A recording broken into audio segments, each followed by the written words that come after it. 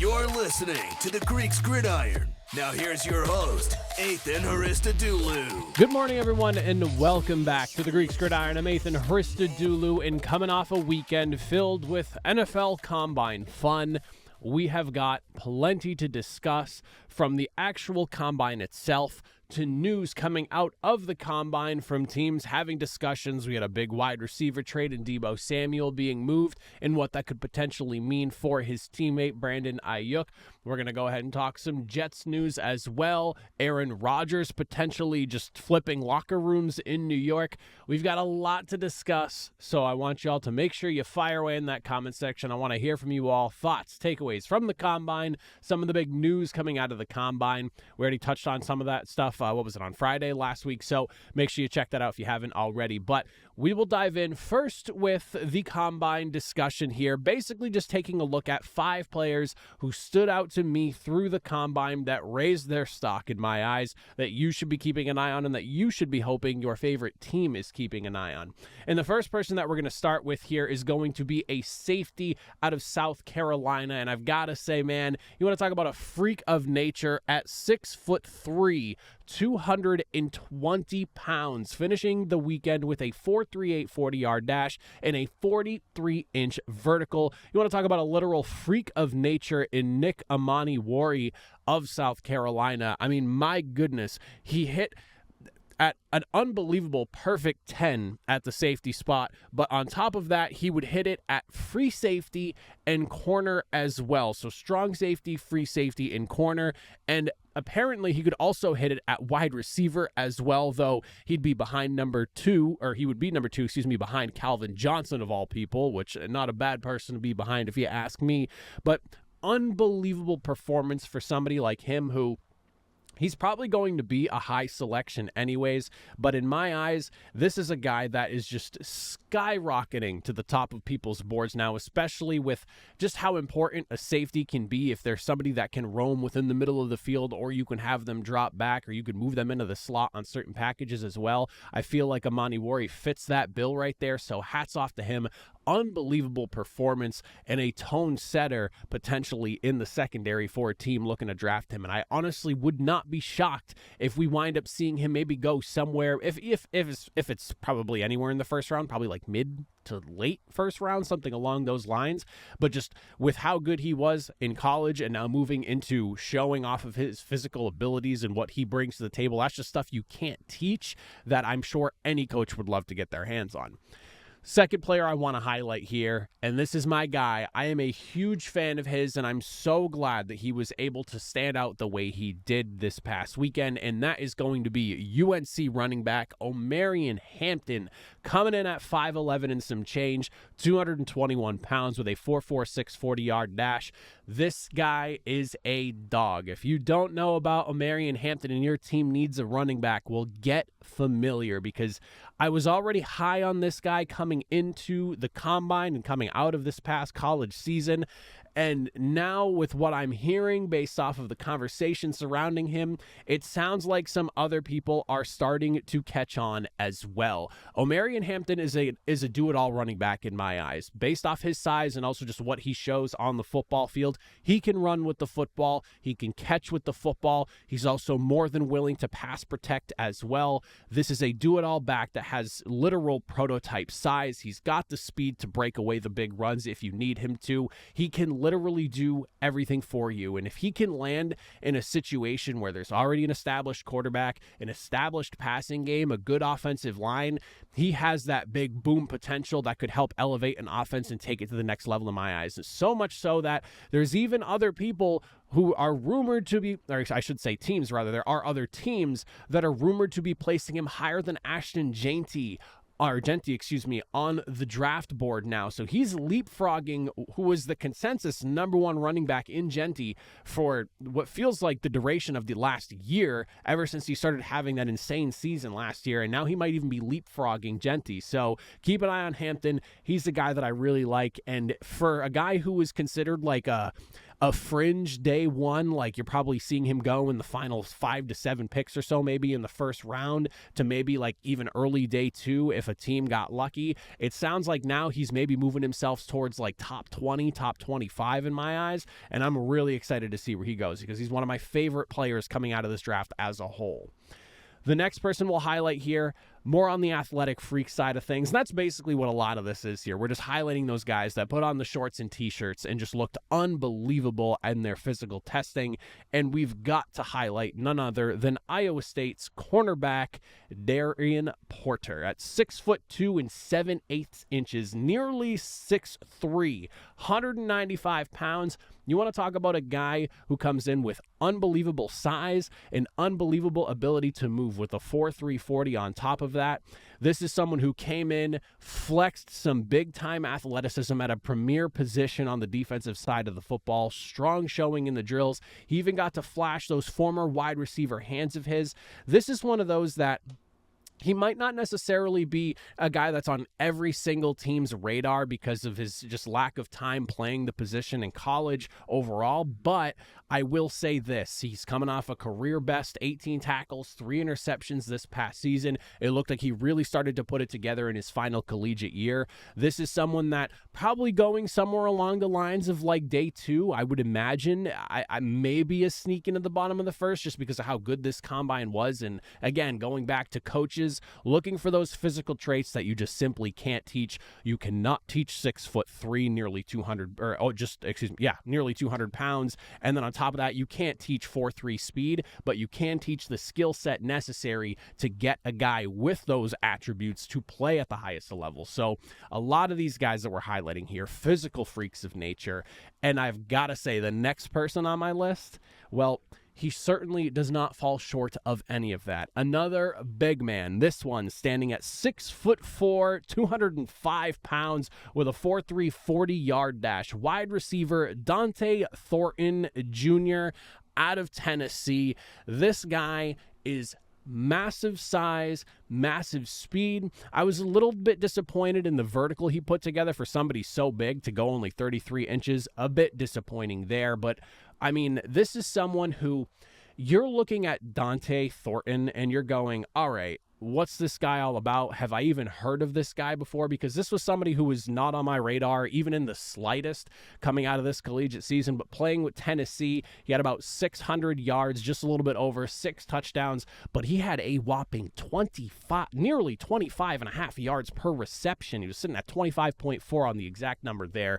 This is a guy that he's listed as like a day 3, and honestly might have even snuck himself into being like a late day 2 selection with just, again, you cannot teach 6'4", nearly 6'5", 205 pounds and 4.3 speed. He's somebody who can go up and get a contested catch if he needs to. He's able to find his way behind defenses, and we saw a lot of that in Tennessee, especially this past season for him. He was a big part of what their offense was able to do through the air. And again, 25 and a half yards per reception. He only had, I believe, 26 catches for those 600 yards. That's absolutely ludicrous. So this is a guy that if your team needs a wide receiver, again, he's like a day 3, fringe day 2, but probably a day 3 guy, just based off of what I'm reading from everywhere. If your team's in the market for a big-bodied, speedy receiver, Davante Thornton Jr. should definitely be on your radar and hopefully your team's radar as well. And then the 5th guy I have highlighted here, we're going to move into the trenches, get away from some of these flashy, super elite athletes, but we're going to stick with the athleticism conversation here because I was impressed with what Jonah Savaiinaea did from Arizona at 6'4", 324 pounds. He went for a 4.95 40-yard dash. Obviously, the 10-yard split is what everyone's looking at here, but sub 5 for any offensive lineman that's his size, in my eyes, is impressive here.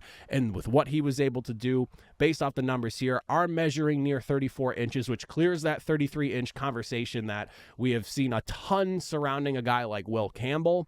He is an early day 2, but now potentially even late day 1 guy. If you're afraid of making somebody like a Will Campbell, or if your team, I should say, is afraid of making a guy like Will Campbell an offensive tackle, maybe you're willing to go grab something else earlier in the draft, like say you're picking within that top 5, 6, 7, and you think a Will Campbell's just he's just not quite what he needs to be for you to be okay with selecting him that high.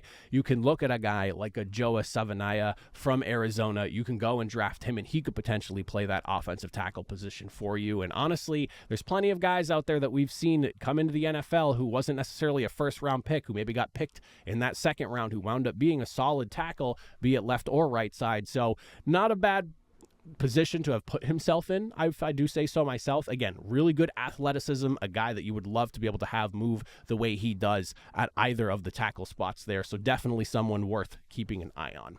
Those are just 5 of the guys that I really like, though, coming out of the combine there. Let me know if there's anyone that really stood out to you that you're really hoping your team's keeping an eye on, because the combine, with over 300 invitees every single year, there's bound to be a guy or 17 that I missed from that. But that was just a quick short list of guys that I really liked too. When I got the opportunity to sit down and watch some of the combine, I immediately stood out to me.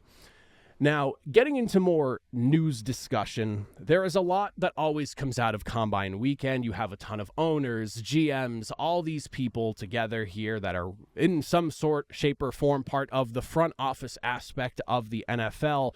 And the first big piece of news we're going to talk here is that Davante Adams is expected to be departing from the New York Jets as they plan to move on from him. This is one that, I mean, I can't really say I'm shocked to see coming here. You see Ian Rappaport with the tweet on this one. Jets are now taking calls on star wide receiver Davante Adams, open to trading him prior to the start of the league year. No surprise with his $38.2 million cap number. If they can't get a deal done, they are expected to release Adams, who, if they do, obviously would rejoin quarterback Aaron Rodgers with his new team. And to be completely honest with you, again, another non-surprising factor there. Now, the big thing is that he was set to earn, $35.64 million in base salary each of the next 2 seasons with 0 guarantees. So this is a very movable contract for the Jets. Whether they find any trade compensation for him obviously remains to be seen. But if it doesn't work out, they're just going to cut him and let him go. And that ends up being no issue for them. He ended up only playing just 11 games with New York after that midseason trade from the Raiders. And the Jets did ship a conditional 3rd-round pick to Vegas for him. So that's a little bit of a tough loss on that. But overall, again, there's no real surprise on this. And then the only real questions I have is just kind of where does he end up going? And the big conversation right now is that it sounds like Davante Adams is going to be following Aaron Rodgers wherever he goes. I'm just curious if that's actually that set in stone, because, and we're going to obviously talk Aaron Rodgers a little bit later in the show. But for me, the way I see this right now, he has 2 options. He can chase a contender, or he can chase the bag. Whatever it is that Davante Adams is interested in doing at this stage in his career, obviously solely up to him. There are the heavy rumors of the Giants being interested in Aaron Rodgers and him going there. And I do see that maybe causing a bit of a conundrum with wide receiver Malik Neighbors. And again, we will touch on that when we get into the Aaron Rodgers conversation too. So that is definitely something worth keeping an eye on there. But if I was to pick a team, and I have a couple of them listed right here, if I was to go monetary wise and or contender wise, that was not going just with wherever Aaron Rodgers goes, monetarily, I would look at a team like the New England Patriots. I think with all the money in the world that they have, while Davante Adams might not be the answer for them, I do think that he is cheap enough in terms of what a top-end receiver would be asking from them, where you can bring Adams in. He's a professional. He's not going to create problems for you. And if you have to pay him $20 million on a 2-year deal for the last couple of maybe semi-productive years of his career, I don't really think that's a terrible idea. There was a real possibility, and while there is a hair of a chance left that the Patriots were going to be dishing out 30, maybe even $35 million to get T. Higgins to come on their roster and be a part of that team there. That would have been exciting and fun. Do I think that the potential upside would have been worth that contract? Maybe not. The longer that whole thing kind of dragged itself out, and the more I sat there thinking on it, I became less and less interested in seeing T. Higgins join New England, just because he's never been a true number one. $35 million or even $30 million is a lot of money, but I thought that number was going to balloon past the 30 mark if he was going to be hitting free agency. So The way I see it, you can get a guy like Davante Adams who can be a professional and show what is a really young wide receiver room just how it needs to be done to be able to have success in this league, while also still finding success himself, because I'm sure Drake May would have no issues getting him the football of all people. So that's one of those things where it's like monetarily, Patriots, because they can give you the money that you're looking for if you're Davante Adams. If I'm looking at like contenders with so much conversation, and we're actually going to touch on this in a moment here too, around wide receivers moving out of San Francisco. Deebo Samuel's already gone. There's still some talks of another trade possibly happening in that wide receiver room. The 49ers make some sense to me. You're going out to California, you're playing with Brock Purdy, you're playing on a contender, you can play for a potential Super Bowl. And again, a wide receiver room that, minus Brandon Aiyuk, if he ends up getting moved on top of Deebo Samuel, who's already been moved as well, this one makes a lot of sense to me. And again, you probably take a little bit less to go to San Francisco, but the opportunity is there, and it's presenting yourself that you could potentially win yourself a championship with how close San Francisco has been over the last handful of years, barring what was a disaster of last season. But you know that the organization is sound, and what they're doing over there is conducive of playing championship football, so that is something that I would consider.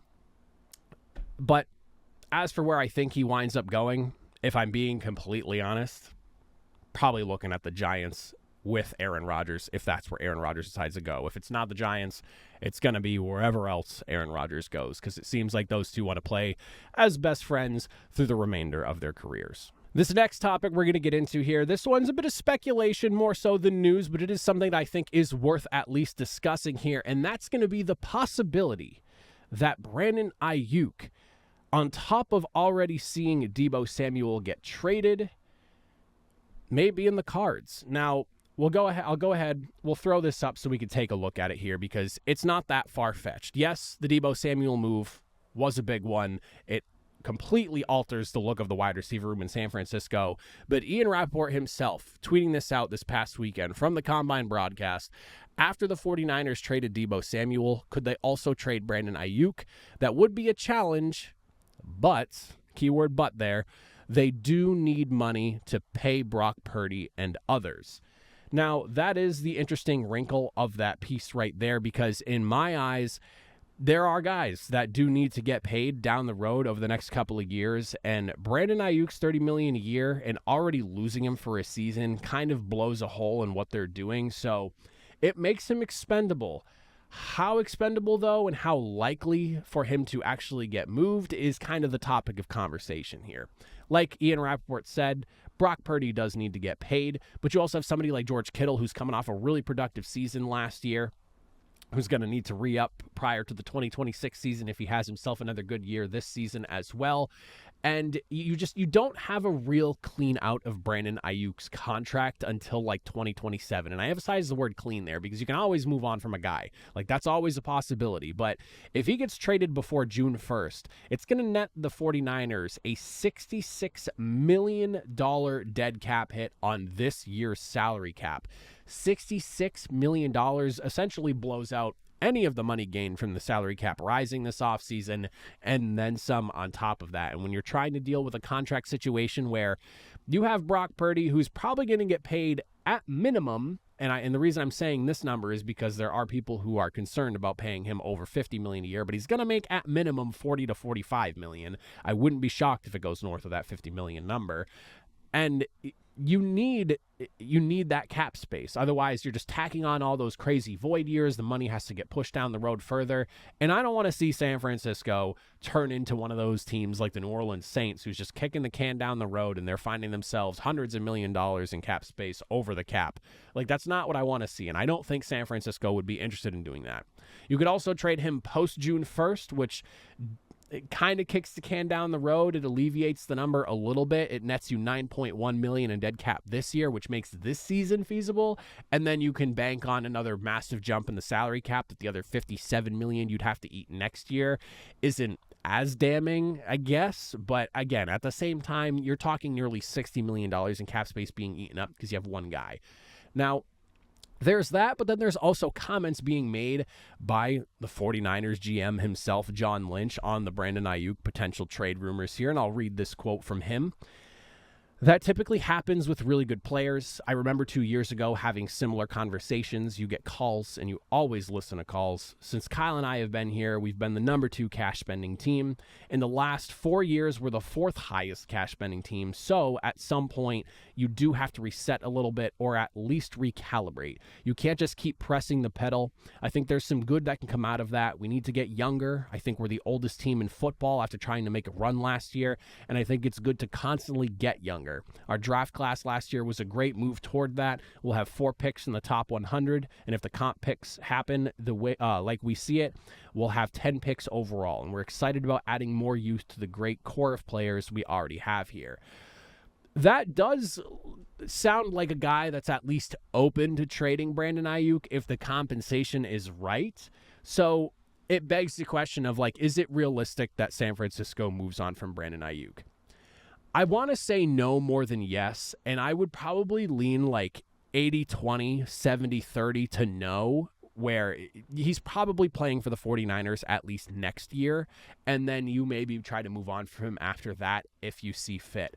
I will say, though, that there are logical moves or just teams that you could move him to if the opportunity is right, and you could convince one of these teams that have a litany of dollars to work with and tons of cap room, like the Patriots, like the Raiders, like the Bears, like the Chargers, all 4 of those teams needing a wide receiver to add to their room. Now, the Patriots, Aiyuk already said no to last year, so this one feels like the least likely of the 4, but that was prior to them going through this head coaching regime change that they've gone through over there, and also understanding what it is exactly that they have in a quarterback of Drake May. So maybe it's a little bit more of a tantalizing offer now. You have a team like the Raiders, who no quarterback right now. They're trying to work through that, but Tom Brady is clearly hell-bent on solidifying that position, and it seems like they are working towards a resolution there, whether it's somebody like a Justin Fields, a Russell Wilson, depending on what happens with their Pittsburgh quarterbacks and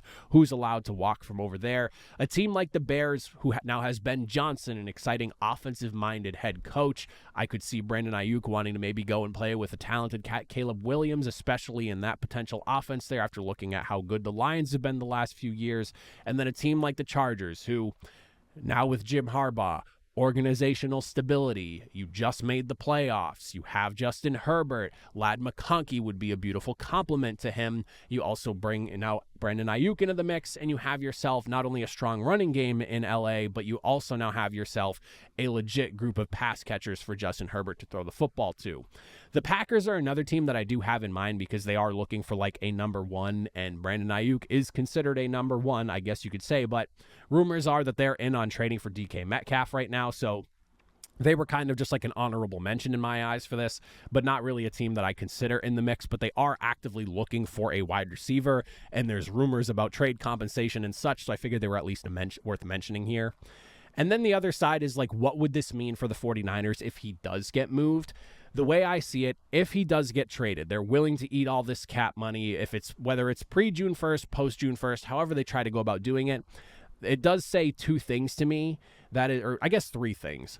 One, they obviously really believe in Brock Purdy's ability to elevate the guys around him. There is some conversation surrounding his ability to do just that, because when guys were down and hurt, it felt like Brock Purdy's play did slip last year and in other spots during his career as well. But for me, somebody who does actually like Brock Purdy and thinks he's a serviceable quarterback, there is a conversation to be had about what his actual ceiling is if he doesn't have a ton of talent surrounding him. But I do think he is good enough to make a playoff run and a Super Bowl appearance, as we've already seen in his career so far. But the other things it tells me is that, A, they are very high on Ricky Pearsall, and they think that he can be a legit guy for this offense. And I think we saw a lot of that, especially on the back half of last season.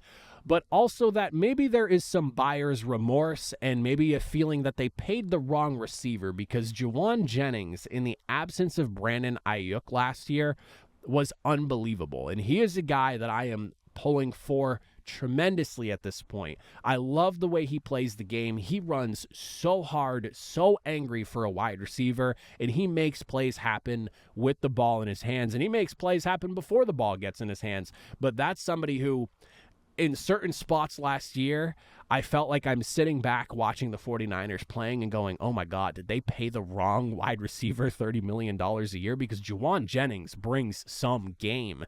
So that's a few of the things that I'm looking at with San Fran. Ultimately, if I was to stand on like my personal opinion, this is where I would kind of draw the line in the sand. I could see the path to a potential Brandon Aiyuk trade, and I wouldn't walk away from this being surprised even with what I'm about to say here, but I do think Brandon Aiyuk's around for at least one more season, just because the money itself alone is a lot to eat when you're in the process of trying to work on a contract for a franchise quarterback at this point, if that makes sense. I just feel like the number is way too high right now, and you could always wait till June or post June 1st of next year, where you could, again, spread whatever the cap hit number is going to be, the dead cap money, over a couple of seasons rather than one. It won't be as damning. Like, that's probably the more likely situation of it all. I just feel like $66 million is a lot to eat when you're trying to sort out Brock Purdy's contract at this current moment here. And even at 57, if you wait till after June 1st, is still just a ridiculously high number. So I wouldn't be shocked to see Brandon Aiyuk moved. I'd be shocked to see him moved sooner rather than later. That's probably the best way I can put that. So I don't expect it now, but I do expect it maybe at some point in the future.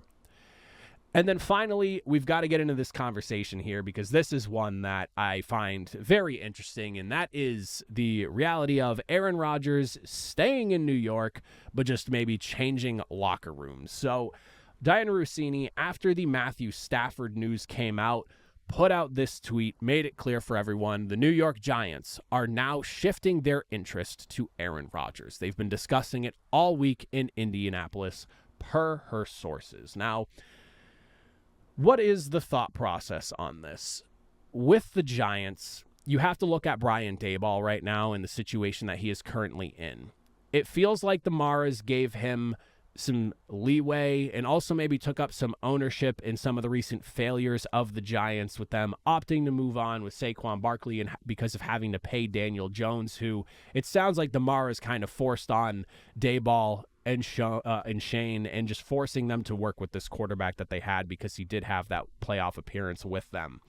Now, the idea here is that Daboll is still playing for his job this season in my eyes, and this is kind of the do or die season where they're giving him the keys to go find the quarterback he wants to work with, to try to show them this is what we could have been doing had you let me choose the items for the meal kind of deal. So if you're bringing in Aaron Rodgers, I mean, this has got to be a bridge type of situation, because I can only imagine that Rodgers is around for another couple of seasons at most. I know people were saying that 2 years ago, but I think at this current stage, after everything we've seen, 2 more years, maybe a third, but I'm really leaning on the 2-year thing this time around. Seems to be in the ballpark of where we're going to go. So with Rodgers claiming that he never wants another young quarterback to feel the way Brett Favre made him feel when he was in Green Bay, he could be the bridge guy. You could go and bring in Aaron Rodgers to help show a rookie quarterback kind of what it takes to be successful in this league, because no matter how you feel about Aaron Rodgers, he has been in the league for as long as he has. He has won a Super Bowl championship. He is a 4-time MVP winner at this point in his career, back-to-back MVP winner. That you don't do that by not being good. So he can at least provide that to a young quarterback, whether you enjoy his temperament and who he is as a person or not. We're just talking strictly quarterback right now. I would also assume that this means that if he's coming to New York, you're also bringing in Davante Adams, and that could pose a bit of an issue, and we kind of alluded to this earlier. If Davante Adams comes in to play alongside Aaron Rodgers, and we get into a similar situation, especially towards the tail end of the Jets season last year, we saw the frustration kind of stem from Garrett Wilson a little bit towards the end of the year, and a lot has been made of that since then.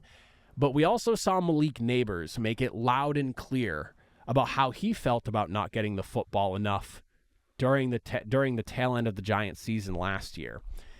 If we get into a situation where the season's not going well, You have Aaron Rodgers once again just force-feeding Davante Adams, a guy that is no longer in his prime, having someone who is also no longer in his prime feeding him the football.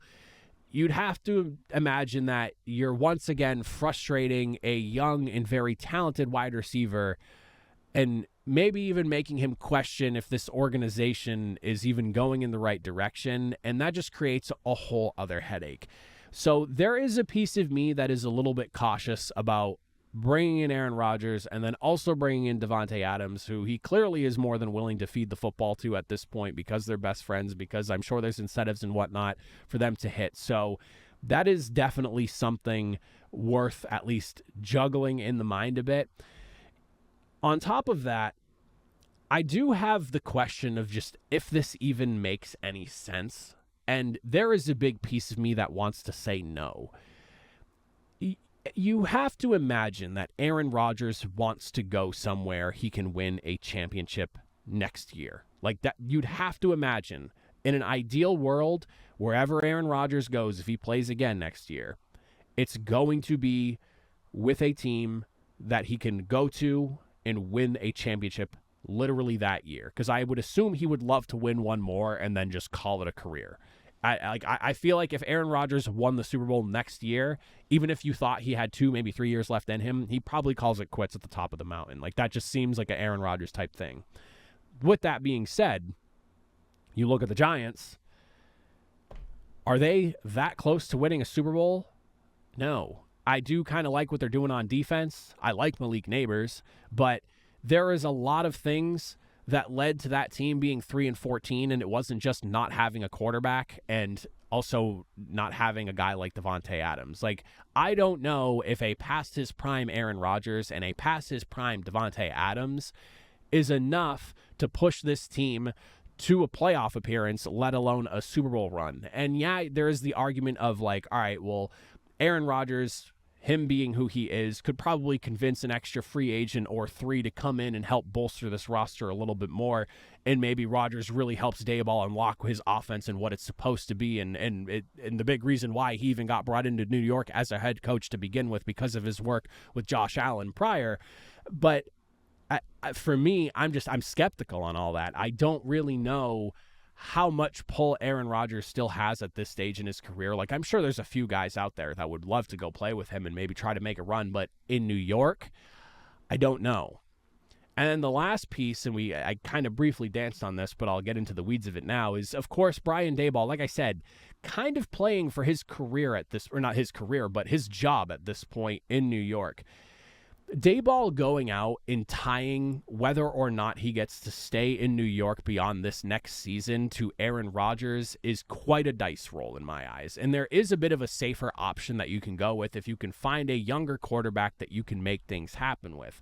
There are guys like a Sam Darnold or guys in the draft like Cam Ward or Shedeur Sanders that if you're Brian Daboll, and the bar is low right now coming out of last season's 3-14 year, if you go in, draft a rookie quarterback, you develop him well, things look better than last year, and let's say the Giants finish the season at 7-9, or I'm not 7-9, I'm sorry, 7-10, 8-9, something along those lines. That's improvement off of last year and a step in the right direction. You can get away with going 7-10, 8-9 with a rookie quarterback and that being okay. You don't get fired from that because that's clear improvement. You're doubling your wins and then some.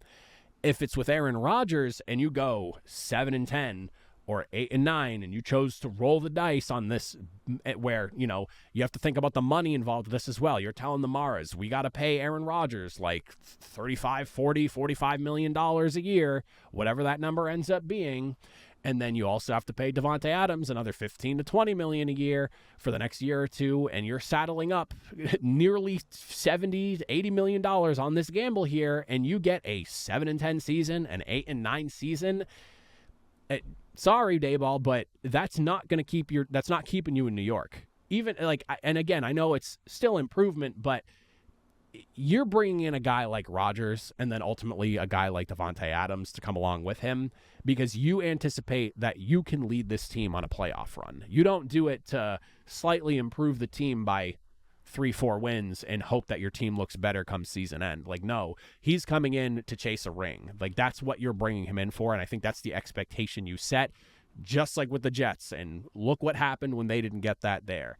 So, in my eyes, with all of this being said, do I think Aaron Rodgers ends up landing in New York? Probably not. This is one I could eat my words on, absolutely.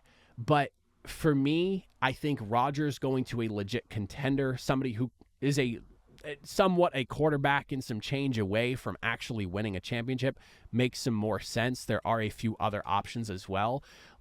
I don't really know where that place is. It could be New York, but I feel like at that point, if he's going to New York, I don't really know if he's chasing a ring in New York. And Giants fans, this isn't meant to sound like I'm crapping on the Giants.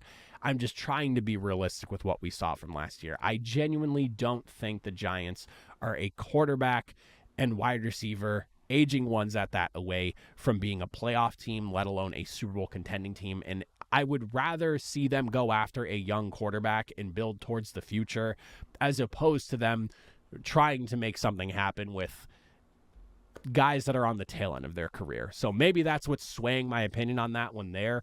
I want to see the Giants invest long-term, not short-term, because the short-term investment just doesn't look like it's going to pay out, and I don't want that for Giants fans again. So that's maybe swaying my opinion a little bit there, but I think Rodgers is probably better served going elsewhere rather than sticking in New York after what has left. And there's the whole, you could stick it to the Jets by doing well with the Giants. Yeah, sure. But there's a lot more that goes into it than just that, or at least I would hope there's more that goes into it than just that. That would be a silly reason to stick around in New York, is to just try to stick it to the Jets after the disaster that place is. You can't hold that against the Jets. The Jets are gonna Jets. That's what they do. Don't build the rest of your career around sticking it to them. That's my message to Aaron Rodgers, I guess.